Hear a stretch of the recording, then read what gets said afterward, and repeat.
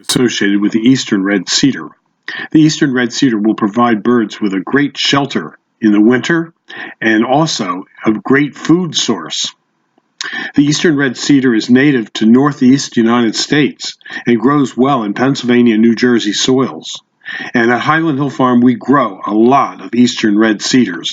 So if you need an eastern red cedar, give us a call at Highland Hill Farm. Our phone number is 215-651-8329. We're located near Doylestown, PA.